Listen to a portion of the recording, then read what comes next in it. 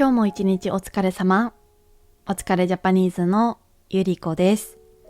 このチャンネルでは日本語を勉強している皆さんと一緒に日本語や日本文化を夜寝る前にゆっくり楽しく学んでいきます。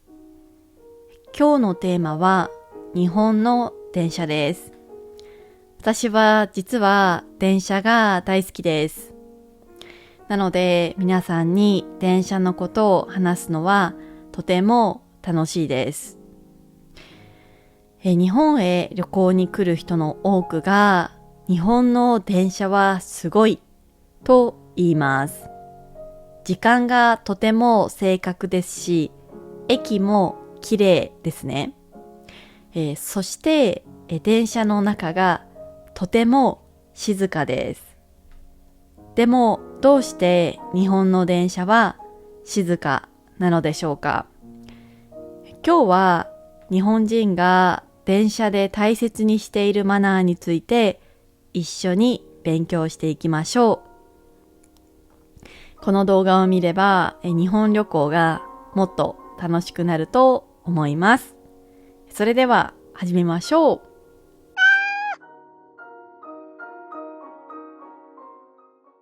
まずはじめに、日本の電車はどうして静かなんだと思いますか？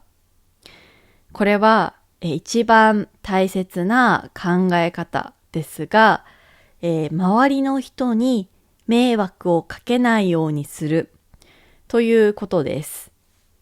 日本では子供がね、小さい頃から人に迷惑をかけないようにしましょうと教えられることが多いです。もちろん外国でも同じような考え方があります。でも日本では特にこの考え方が生活の中にたくさんあります。例えば電車です。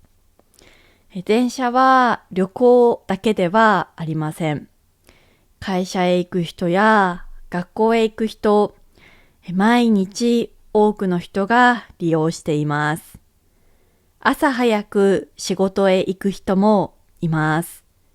夜遅くまで働いて帰る人もいます。疲れて寝ている人もいます。電車の中で勉強している学生もいます。だから日本人はできるだけ静かにしようと考える人が多いんです。これは法律ではありません。でも多くの人が自然にそうしています。時々電車の中で親子、お母さんと子供が乗っているときに子供がまだ小さくて静かにできない場合にはお母さんはね、周りの人に迷惑がかかるから静かにしてと言います。皆さんが日本に来て、きっとね、そういう瞬間を目にすることもよくあると思います。私たちはそうやって子供の頃からお母さんとかお父さんから電車の中では周りの人に迷惑をかけないように静かにしましょうと学んできました。はい。なので皆さんも日本の電車に乗るときはできるだけ静かにするようにしましょう。続いて2つ目。電車の中では電話をしてはいけません。海外の方が一番びっくりすることかもしれません。日本では電車の中で電話する人はほとんどいません。もちろん法律で禁止されているわけではありません。電話をしてはいけないという法律はありません。でも多くの人は電話がかかってきたら後でかけ直しますと言ってすぐに電話を切ります。急ぎの場合は駅に着いてから電話をする人もいます。どうしてでしょうか？電話は一人だけが話しているように聞こえます。なので、周りの人からするとね、ちょっと気になるんですよね。なんだかね、自分が目の前にいるのに無視されているような、そんな気持ちになるかもしれません。それは、周りの人のことを考えていないっていうことに間接的になるのかもしれませんね。一方で友達と LINE をしたりメールを書いたりする人はたくさんいます。なので静かにするということが一番大切だなと思います。もちろん仕事の電話に関しては時々ね、電車の中でも緊急の場合しないといけないことがありますよね。そういう時は個人的には電話をしても大丈夫だと思っています。ただ、例えば旅行で来ているのに家族とテレビ電話をしている人とか、彼氏とビデオコールをしている人とか、そういう人に関してはちょっとね、この密封された空間でね、狭い空間でそれを今しなくてもいいんじゃないかなと思ったりもします。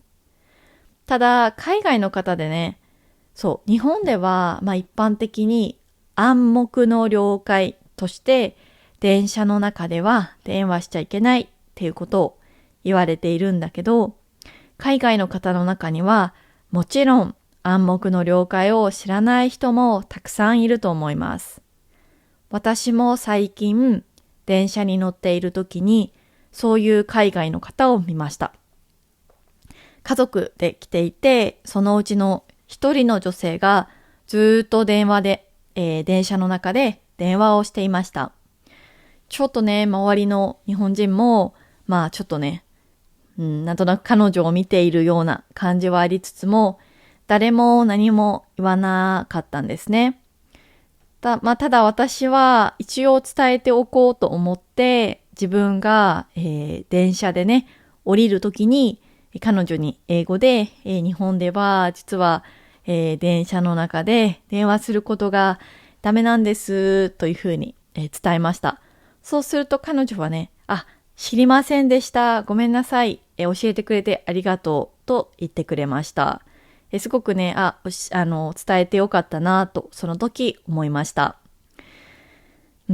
やっぱり海外の人も別にわざと日本人に迷惑をかけたくてやっているわけではないんだろうなって思うのが私の意見なんだけど、日本人はすごくね、知らない人に声をかけることがすごくハードルが高いから、あとは周りがね、そのことについてどう思うだろうっていうのもやっぱりあるので、なかなかね、その注意とか伝えたいことがあっても言えない人もいっぱいいると思います。で、なのでそういうちょっと気持ちがね、時々 SNS でこんな外国人がいた、ありえないみたいな形で本人に直接その時に注意すればいいんだけど、後になって、SNS とかでちょっと文句を言うみたいなところもあるんだけど、私はね、それがあまり好きじゃないから、ちょっとね、できるだけ見たときに、相手がね、すごく嫌な気持ちにならないように、ただちょっと知っておいた方がいいだろうなって思うことは伝えていたりします。はい。ちょっと話が脱線しちゃったんですけど、3つ目いきます。3つ目は、大きな声で話してはダメです。旅行に行くと、やっぱりね、家族とか友達とたくさん話したくなりますよね。わかります。すごく自然なことだと思います。でも、日本では電車の中では小さい声で話す人が多いです。特に朝の通勤電車は本当に静かです。外国人の皆さんはもしかしたらみんな怒っているのかなと思うこともあるかもしれません。でもそうではないんですね。ただ静かな時間を大切にしたい。そう考えている人が多いだけです。あとはみんながすごく静かなので、電車の中で自分たちだけが話していると、あとはみんながすごく静かなので、電車の中で自分たちだけが話をしていると、周りの本当にね、そこの電車に乗ってる50人くらいの人全員にその話が聞こえてしまう可能性もありますよね。それってちょっと恥ずかしいと思いませんか？例えば、うちの会社の上司の佐々木さんが実は最悪でとか、上司の悪口とかを例えば言っていたとして、もしかしたらその中には社員の人がいて、もしかしたら佐々木さん本人もいるかもしれませんよね。そんな感じで、やっぱり、会話のね、内容はあんまりね、聞かれない方がいいだろうなと思うので、個人的にはそういう意味でも、あんまり電車の中で話したりしませんね。ただわかるんです。海外の皆さんからすると、英語を喋ってるし、日本人理解できないだろうなって思っているかもしれないですが、確かに私、中国語も韓国語も、スペイン語もわからないです。フランス語もわからないです。でも、英語で話しているときは、やっぱり理解できます。そう。だから、電車の中にもしかしたら、皆さんの国の言葉を知っている日本人がいるかもしれない。その人がよく聞いているかもしれない。そういう意味でも、あんまりね、大きい声で話さない方がいいと思います。はい。そして4つ目、リュックは前に持ちましょう。日本に来るとなんでかわからないけど、リュックをね、こうやって前で持っている人を見かけるかもしれません。なんでだと思いますか？理由は簡単です。後ろにリュックがあると、後ろの人に気づかない間に当たっているかもしれませんよね。特に満員電車では少し動くだけでも誰かにぶつかります。なのでリュックを前に持つ人が多いんです。駅でもリュックは前にお持ちくださいというアナウンスがあります。少しだけですが、車内を広く使うことができますね。あとは個人的にはやっぱりリュックが前にあった方がちょっとね、人との距離も少しできるし、女性としてはね、後ろに背負ってちょっとすごい誰かとね、体が密着するよりかは、リュックがあった方が安全っていうところもあります。日本にはね、はい、女性専用車両って呼ばれている女性だけが乗ることのできる、車両が中にはありますが、横須賀線などにはないので、そういう意味でもね、なるべく女性はリュックを前に持っていた方がいいと思います。あとはね、リュックを前にしていない人を見ると、イライラしてしまう人もいると思います。なのでそういう意味でもリュックはなるべく前にして、みんなにね、配慮しているよっていうことをアピールした方がいいかもしれません。はい。ということで5番目、大きなスーツケースは時間に気をつけましょう。これは外国人旅行者の皆さんに本当に伝えたいことです。日本ではやっぱり朝と夕方、とっても混雑します。これをラッシュアワーと言います。東京では本当に驚くほど混みます。その時間に大きなスーツケースを持って乗ると、周りの人が動きにくくなることがあります。もちろん旅行なので大きな荷物があるのは当たり前です。悪いことではありません。私自身も、羽田空港に行くときに、朝早く電車に乗らなければいけないとき、スーツケースを持って乗りますが、なかなか大変ですね。ただ、京急線に関してはかなりね、同じような人が多いので、自分だけが旅行者っていう感じではないので、ある程度ね、許容されるんじゃないかなと思うんですが、東海道線とか横須賀線はなかなか厳しいかもしれません。あとは山手線とかね。はい。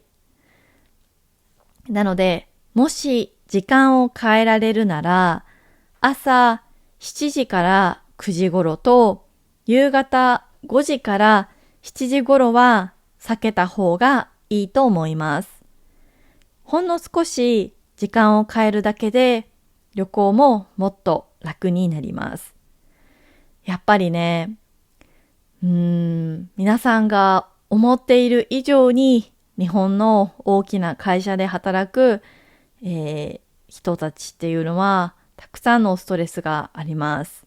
その中ですごくあとは緊張もしていたりとか、電車に乗り遅れないようにしなきゃいけないとか、乗り換えの時間が少しだけだけど、急いで歩いて次の電車に乗り換えないといけないとか、電車が少し遅れていて、会議に間に合うかわからないとか、皆さんいろいろな事情があって、ちょっとね、やっぱり会社に行くときはすごく緊張していたりもします。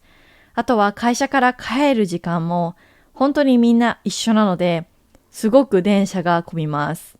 本当に息ができないぐらい混んだりとか、時にはあばら骨が折れるんじゃないかと思うぐらいぎゅうぎゅう詰めになって電車に乗ることがあります。本当に電車がもうね、パンパンですね。はい。なので、そういったラッシュアワーは避けて、なるべく旅行することをお勧めします。そして、6つ目は、ベビーカーについてです。これは少し難しいテーマです。ベビーカーですね。私には、2歳になる甥いと、あとはね、最近私の友達も赤ちゃんが生まれたりとか、すごくね、なんか周りの女性がだんだん子供がいるようになっていて、すごくね、憧れる一面。やっぱり日本ではなかなかベビーカーに関してかなりね、理解がされていない状況が多いかなと思います。もちろん日本ではベビーカーで電車に乗ることはできます。そして禁止ではありません。毎月多くのね、お父さんお母さんが利用していると思います。ただ、とても混雑した時間になると、インターネットで話題になることもあります。例えば最近もラッシュアワーにベビーカーで山手線に乗ったんだけど、たくさんのぶつかりおじさんがいたりとか、すごくね、みんな全然配慮してくれなくて、すごく大変でしたっていう内容だったんだけど、それに対して、ベビーカーのお母さんは配慮されるべきっていう意見もあれば、そんな時間に、ラッシュアワーのそんな時間にベビーカーで山手線に乗ろうとするなんて信じられない。あなたは電車に乗るべきではない。そういったね、コメントもあったりしました。でもさ、ちょっと考えてほしいんですけど、個人的にはそういう社会って、なかなか厳しいなって思います。今やっぱり少子高齢化といって、なかなかね、子供が生まれない人も多い中で、やっぱり子供がいる人をもっと大切にしていかないと、やっぱり国の政策とかでいろいろな補助金とかがあったとしても、じゃあ会社で働こうってなった時に、電車に乗れません、タクシーでじゃなきゃ移動できませんとか、バスでなきゃ移動できません、バスももしかしたら迷惑かもしれないとかって考えたら、本当に働けなくなっちゃうよね。なので、日本人の考え方も、中の考え方ももちろん一つではないんだけど、一番大切なのはお互いに思いやりを持つことかなと思います。ベビーカーを使う人も、周りの人もお互いに助け合うことができたら素敵ですよね。はい。続いて7番目。日本では降りる人が先です。日本では電車に乗る前に並ぶ人が多いです。というか皆さん並んでください。そしてね、ドアの前ではなく横に並びます。どうしてかわかりますか？それは先に降りる人がいるからです。降りる人が先、乗る人はその後。乗るのは順番が決まっている。この順番を守るととてもスムーズです。逆にこの順番を無視すると皆さんはすごく態度の悪い外国人に見えると思います。日本語で例えば横入りする。私たちはずっと並んでいたのに外国人が急に横入りしてきたとか。あとは先に降りる人を待たずに、自分がね席に座りたいからって、電車の中に入っていったとか、順番を無視したとか、そういう風なね、評判が出てきてしまったりとか、やっぱりね、ちゃんと並んでた人がかわいそうですよね。無視してたら。やっぱりルールを守っている人が尊重されないで、ルールを破る人が、なんていうのかな、自分の好きなことができるような社会になってしまうと、多分みんなルールを守らなくなっちゃうと思うんだけど、そうするとみんなの好きな日本ではもうなくなっちゃうよね。なので、個人的には本当にその順番はちゃんと守った方がいいと思います。いろいろ日本にはちょっと意味のわからないルールとかもあるけど、でも少なくともこの電車が来るのを待つとか、レストランで並ぶとかもそうだし、あとは降りる人が先、乗る人は後っていう順番もすごく大切だなって思います。はい。続いて8番目。優先席について。日本の電車には優先席と呼ばれるシートがあります。